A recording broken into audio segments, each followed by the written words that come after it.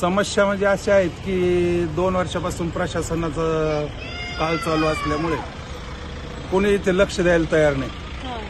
4 नगरसेवक होते, सुवर्णा जाधव, दीपक खैरे, परंतु अनिल शिंदे, पण कुणी या भागाकडे, या कॉलनीकडे आणि सरळ जाणाऱ्या रस्त्याकडे कोणीच लक्ष दिलेलं नाही. अनिल शिंदे तर इथं पुढेच राहतात ना. त्यांच्या बी घराचा रस्ता कसा आहे पाहून घ्या तुम्ही.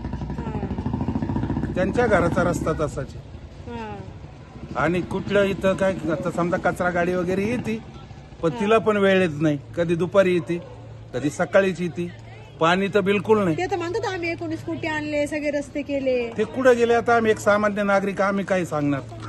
हा जो खड्डा पाडला इथं, या खड्ड्याचं काय हा खड्डा कायम असतो, हा हा हा कायम असतो तो खड्डा. आता हे पहा ना तुम्ही, लागलं तर शूटिंग घ्या त्याची. रस्ता असंच खराब आहे. रस्ते खराब आहे. स्वीट कॉर्नरचा रस्ता तर झाला ना आता. तो आत्ता झालाय, अजून तो सुरू नाही झाला. या निवडणुका लागल्याच्या नंतर झालाय तो स्वीट रस्ता. कॉर्नरचा रस्ता केला त्या. हो, आत्ता अजून सुरू पण नाही झाला. आता तुम्ही सरळ आले का कुठून आले माहित नाही मला. शिवनेरी मार्गापासून पहा कसा रस्ता आहे, किती खड्डे आहेत. नको तिथे स्पीड ब्रेकर आहे. आणि खड्डे, रस्त्याची समस्या खूप आहे. त्याच्यापेक्षा पाणी तर आम्हाला बोरचं पाणी वापरावं लागतं. गढूळ पाणी येतं. पाणी गढूळ येणं आणि न येणंच जास्त आहे. आणि आलं 4 दिवसांनी पाणी तर गढूळ येतं. अवघड परिस्थिती आहे. खूप पाण्याची परिस्थिती खूप वाईट आहे. असं ते जे उद्यान आहे, मीनाताई ठाकरे उद्यान, हो, त्याची काय अवस्था आहे? एकदम बिकट. तिथं महानगरपालिकेचं वॉचमन नाही हा.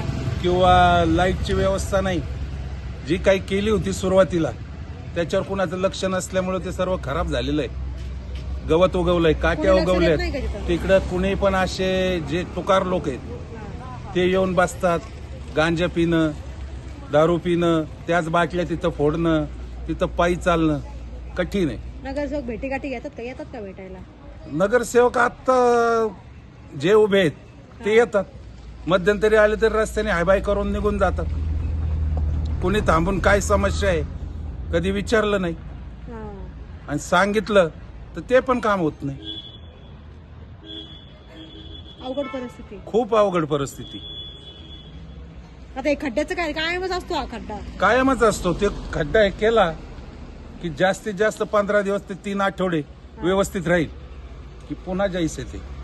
तुम्ही समस्या घेऊन जात नाही का नगरसेवक लोकांकडे? काय जाऊन उपयोगच होत नाही तर काय समस्या घेऊन जायचं? हा. हो म्हणायचं. त्यांच्याकडे ती नोंदवही असती, त्याच्यामध्ये नोंद करून घ्यायची, नाव लिहून घ्यायचं, मोबाईल नंबर लिहून घ्यायचा, जैसे ते काही होत नाही.